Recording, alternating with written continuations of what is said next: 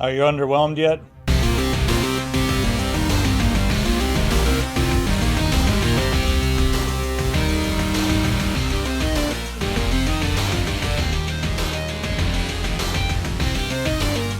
I bought some stuff in China. Throw me some things. No, that was Hong Kong.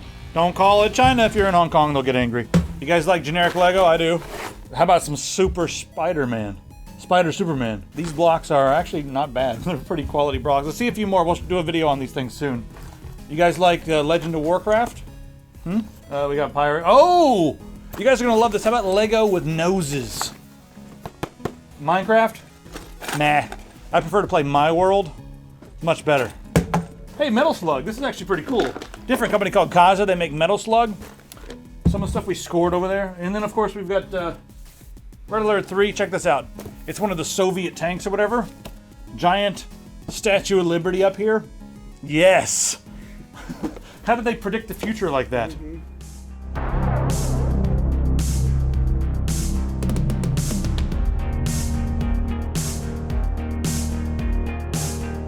So, these toys, Kaza, made in China through a Russian conglomerate. They have partnered up with the Secretary of State. If you guys just follow the money, that's the main thing here. You always need to follow the money. So the whole idea first is to get these things out in the Chinese market. These are in Hong Kong, but they're readily available all over China. And then you start to ingrain this imagery into the Chinese mind. This will eventually make its way back to the States. This eventually will be synonymous with the Soviet Union. You always start with the children. Start with the toys. The Soviet Union and China are closer in philosophy than many actually think. They seem like they're different, but that's just because they're so staunch in their own ways, but they're somewhat similar. This is a prophetic toy. This is not something to give to your children and say like, oh, this is harmless. This is the beast in a box right here. Look at this. 367 pieces. That's the number of iniquity. If you look at the Bible, that's the number of iniquity. Also, KY81014, mysterious number. It doesn't have anything to do with the pieces. This is a code. That's not NO, that's not number, because it starts with KY, which means Kentucky and lubricant, both in the same thing. 81014. You have 101 in the middle, and then you have an 8 in the beginning and a 4 at the end. The 8 is double the 4. 101, that's binary. You have double, then you have half. Kentucky is the lubricant. Mitch McConnell is the man who's going to bring about KY81014. Mitch McConnell, the senator from Kentucky, who now is in charge of the House, or the Senate. Guys, this is a dangerous toy. Oh, we also have Pig Boat. Pig Boat. Okay, let's get this stuff out of here. Shit. Let's go get a preview of the Samsung Galaxy S8. We just had it. We've had it for like 2 hours. We're going to give you a full-on, comprehensive review right now. I am so excited for this new Android phone, this Galaxy S8, or as I like to call it, the SATE. It almost touches the top and the bottom. Almost no bezels. Got the rounded edge. It just feels good in your hand. Banana hands. I love when you call me banana hands. What's it? What is this? This is the Galaxy S8. It's honestly, it's probably the perfect phone. I love it. So you've only had it for 2 hours and you've already decided it's the perfect phone? Oh, I've known for so long. So Logan, would you rather have a Galaxy S8 or a banana?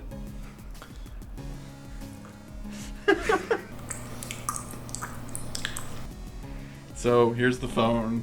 Hey, yeah. That was the best review on the phone. Making sure we're getting some actual phone footage instead of, banana footage. We'll have a review for both the banana and the S8 coming up soon. I just got back from Hong Kong. I don't have a lot of articles right now, but who cares, right? I mean, you guys got lots of other shows you can watch if you want articles, right? This is, okay, good. Doug, have you seen this thing? So guys, this is Doug.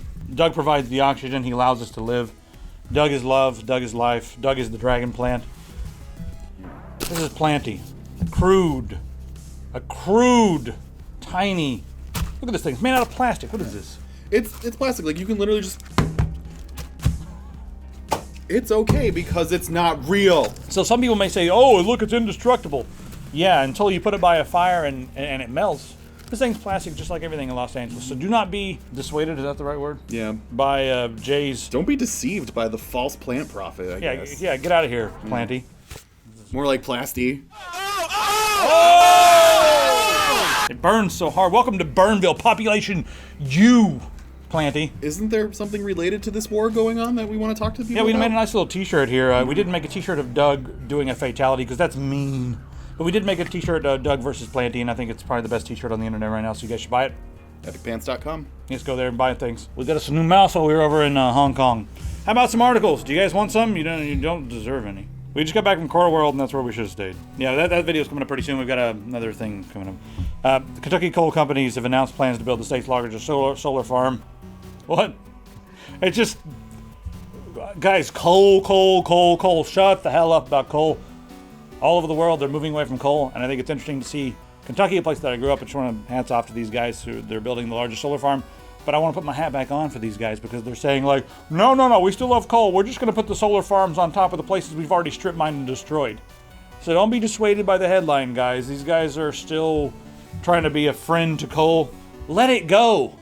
Let it go. If every company fought as hard for legacy shit as the coal industry and the petroleum industry does, we'd be probably exactly where we are right now. God damn it. All right, Facebook. They're working on a way to let you type with your brain. They hired a guy who used to be at DARPA, used to be at Google's like fancy, experimental ATAP lab. And he's working in the mysterious Building 8 over at Facebook.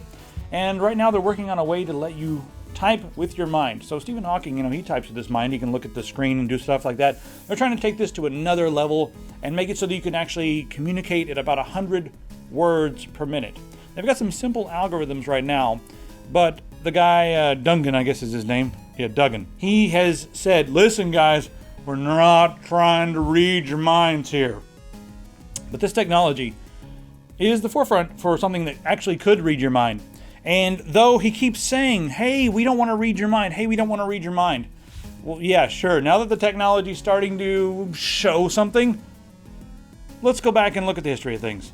In 2010, Zuckerberg laughed and joked about how the people who gave up all their private data were stupid fucks. Like, quote unquote, he said they were stupid fucks. People who just give up all their data to him. He's like, I don't know why they do it. They just do it. They just give us all their data. We're like a private company. They upload their birthday, their personal data, their favorites. All this stuff is kept on our server, and they just do it freely. It's like, what the hell? And then a couple years later, when they started working on this syncing up your mind with the computer, Zuckerberg came out and said, verbatim, he thinks it would be awesome, and he thinks the next step is really being able to read the minds of the users, to really know how they work, how they think, what they're doing, what they want, and that sort of thing. But then now that it's starting to come to fruition, they're like, no, we're not really going to read your minds. And this technology is not something that actually can read your mind, but it's a step in that direction. So the next thing up is going to be, an implant? I don't know. Could Facebook convince you guys out there, if they made your life easy and if they made you able to type way faster just by having a little implant in the back of your head? Don't worry, religious folks, it's not in your right hand and it's not the mark of the beast, it's in your head. And it's Facebook. And everybody loves Facebook and you can share all your Jesus shit on there. So it's good. You're right. So if you put a little tiny implant the size of a grain of rice, just back here in the head, and then it'll allow you to just think and say God, I wish there was milk. And all of a sudden a man shows up and is like, I have milk for you at the door, $78. If you could just think I want to write a letter to somebody, and you think the letter in your head and then it sends. Do you want that? This is several years down the road, but is that something you want? Do you want the convenience for Facebook to be in your mind? I think a lot of people would do that. That's the problem. And I know a lot of our users would be like, nah, who cares about that? But then you go over to your family's house on Thanksgiving and they've heard the talking points on television. They're like, hey, you hear about this cool new thing where I can just think and stuff just happens magically? I don't know how it gets from A to B, but it just happens magically. I don't think anybody's marketing or stealing my data or anything, but it just happens. Do you think that's what's going to? You're going to get intimate thoughts about people, like I say. So you're scrolling through and you think wow, she's gotten really fat. And send, fuck, shouldn't be wearing those yoga pants anymore, and then sends to her so-and-so's thinking about you, and then a little thought bubble. That's the next step. It's going to be so-and-so's thinking about you, and here's what they thought, and you'll know what everyone's thinking about you. I am so sorry, girls who have to deal with guys who think all kinds of things that it shows up on your Facebook wall. It's evolution. They just want attention. See, did I save it? No. Did I make it okay? Did I make it okay? No. For guys to do awful things and whistle and holler and yell and scream. It's just evolution. They're trying to get attention so they can secure a mate. The girls get to choose the mates. That's the rules, right? Moving on. Yeah, robotics breakthrough is going to lead to fully automated warehouses. So this new technology called Right Pick allows the robots, normally the robots, of course, they can go in and pick stuff up. But now, these companies, it took people from Yale Grad Lab, Harvard's Biorobotics Lab, and MIT all got together and they made this thing. It's just a robot that can go through a series of things and pick out individual strange items from a group, grab them and put them into a box together. Because right now, yeah, everything's together in these big boxes and that sort of thing, but the future is having lots of small little items and being able to just go in and grab it. What I want to know is, now we've got this technology, why can't we not put this stupid thing in those grab machines that people waste all the money on? You know what I'm talking about? What are those things called? The ones that come down and claw machines, yeah. Why can't we have a claw machine like this? Just make it $50. People will pay $50 to know that they're going to get something. Even if it's like a $10 item, they just want to get it with the grabby thing. I'm helping you guys out here with your shit. I don't want to talk about the VR training app. I just want it to be something we can use in gaming already. Bayonetta sold 100,000 copies in a week. Well, I just want to know, I haven't played this game. It looks like Devil May Cry with really, really, really long legs and tight pants. Like a sexier Devil May Cry, if that's possible. It's not possible. I don't know. Is that why people play it, or is it actually a good game? I want to know from the community. I'm not saying oh, this is just sex appeal, but is it actually a good game? It looks like it's got a lot of stuff going on. Or do you just play it because her legs are 9,000 feet long? It's so anatomically strange to me that I have a hard time even looking at it because it looks wrong. I mean, when guys look at these sexy girls in games, do they think, oh, I want a real life version of that? Or do they think the pixels are sexy? Or I guess I don't understand the whole thing. Is it the idea of something? Because I don't think someone would want this person in real life. It'd be like a goddamn spider. This isn't what I wanted! Oh! No, but your outfit is your hair? Get away from me. Yeah. You creep. Anyway, so what do you guys think of this game? Let's get a word from Doug before we move on. Try to best my mathematical word problem. If John was on a train from Chicago to Illinois going 45 miles per hour, and Marjorie was on a bus headed to Toronto going 44 kilometers per hour, how old would they be if they never met? Doug has spoken. Let it be known, everybody. Yep. I said Doug has spoken. All right, let's aha! Let's go over and check out what we're playing right now. All right, Justin, what are you playing here? I'm playing a game called Shyness: The Lightning Kingdom. Shyness? Shyness. You're shy, you're bashful. It's pronounced the same way, but it's spelled SHINESS. Shyness. It's very PlayStation 2 era feel. Not N64 like last week's. No, not ukulele style. This one is neat though. It feels very reminiscent of Dark Cloud. But basically, you have this overarching storyline where you have to deal with this kind of crazy events that are going on. You have all these different characters that will eventually make up your party, and each character has their own specific way of interacting with the world. When you initiate combat with something, it turns into this little zone of fighting. On Earth, so now it's like a fighter? Yep, and then it goes into this real-time fighter thing. Oh man, I'm kicking his ass this time. Yeah! That was straight out of Street Fighter. Mm-hmm. You will all of a sudden just get into this fight with a bunch of really gnarly things. And there's counters, there's all kinds of different stuff you can do. What about over there? You got two of them. You're going to get into a fight with both of them at the same time? Yeah. Oh, jeez. So it'll start with just... Did you just Hadouken that guy? Are you actually doing a Hadouken maneuver? It was a water attack, actually. Are you pressing a certain button, or are you actually rolling the controller like Street Fighter? No, I'm pushing a certain combo. Oh, okay. Oh, shit, this one's gonna... You got him. One more of those and he's dead. But now I have to fight another one. Yep. Well, so it'll structure you one opponent at a time, but you'll have to do these long chains of battles and stuff. So later in the game that can be pretty difficult. After you've fought one big tough guy, you got to fight another big tough guy. You got to be good. Each character has their own fighting style that they're better with. this is the second character in the game. Kind of that Looks stuff. kind of nostalgic, but also kind of unique. So that's Having more fun playing this than I had playing ukulele. really. I will say that much. Oh, that's interesting. It's more puzzly. So recommended for fans of this sort of a Yeah, genre? if you're into this kind of genre, this kind of open world, these are things you interact with and have to solve puzzles to open up with, and you can manipulate these things to different energy waves. It's pretty cool. Like if you're into this kind of feel, like I said, very Dark Cloud. If you're into that kind of genre, then you're gonna really like this. I can't handle his run after and his sprint animation. Like, what the hell is that? Yeah, look at that. How can he even see where he's going? He's looking straight up. I don't know who okayed this in like their animation department, but no. Yeah. Anyway, other than that, it looks pretty cool. It's pretty neat. Let's go check out what I'm playing. How about it? Let's go take a look. So Logan, what are you playing? All right, we're playing Shock Tactics. Shock Tactics is sort of like the poor man's XCOM. Instead of aliens coming here, we're out in space fighting aliens. But this game is really all about the combat. There's a story in here, and it looks like they got together with their community theater and recorded a bunch of dialogue that sounds okay, but a little bit like read and slightly overacted and slightly canned.